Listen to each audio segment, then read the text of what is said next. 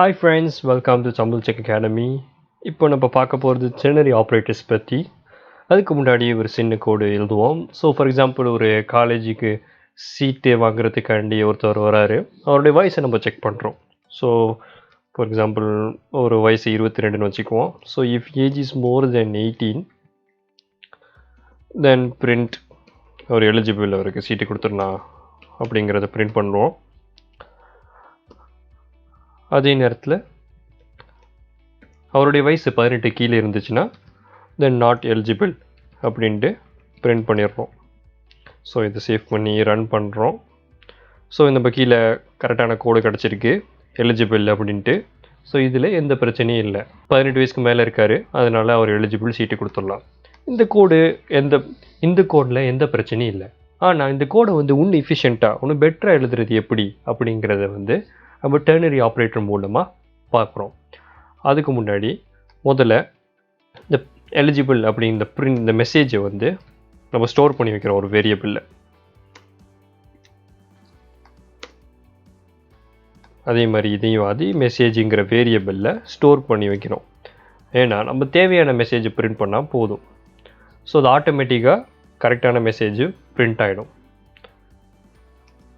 இறுதியாக print message அப்படின்ட்டு கால் பண்ணுறோம். ஸோ இந்த இடத்துல இப்போ message equal to eligible. If age is more then, இந்த இடத்துல ஈக்குவல் டு ஆட் பண்ண மறந்துட்டேன். 18 வயசுக்கு ஈக்குவல் டு இருந்தாலும் நம்ம காலேஜில் சேர்த்துக்கலாம். So more then equal to 18 else not eligible அப்படிங்கிறத பிரிண்ட் பண்ணுறோம். இந்த இடத்துல நம்ம ரைட் பண்ணியிருக்க கோட் ஒரே லைன் தான், ஒரே ஒரு லைன். பார்க்க பிளெயின் இங்கிலீஷ் மாதிரி இருக்குது. எலிஜிபிளுங்கிறது நம்ம மெசேஜாக யூஸ் பண்ண போகிறோம் எப்போ age more then equal to 18 இருந்துச்சுன்னா. அப்படி இல்லைன்னா நாட் எலிஜிபிள். ஒரே லைன் ஆஃப் கோட். இங்கே எழுதிருக்கு இந்த 4 லைனும் ஈக்குவல் டு இந்த ஒரே லைன் தான். நம்பலையா? இது இப்போ டெலீட் பண்ணிடுவோம். இதை பிரிண்ட் பண்ண போகிறோம். சேவ் பண்ணி எக்ஸிக்யூட் பண்ணுறோம். பாருங்கள், அதே எலிஜிபிள் தான் இங்கேயும் கிடைக்கிது. ஸோ இதே இடத்துல திருப்பி அந்த ஏஜை செக் பண்ணி கரெக்டான மெசேஜை பிரிண்ட் பண்ணி கொடுக்குது. ஸோ அதே நேரத்தில் இந்த ஏஜ் இந்த இடத்துல மாடிஃபை பண்ணுவோம். ஒரு 12 வயசு பையனை காலேஜில் சேர்க்க பார்ப்போம், முடியாது, நாட் எலிஜிபிள் அப்படின்ட்டு பிரிண்ட் ஆகிடுச்சு.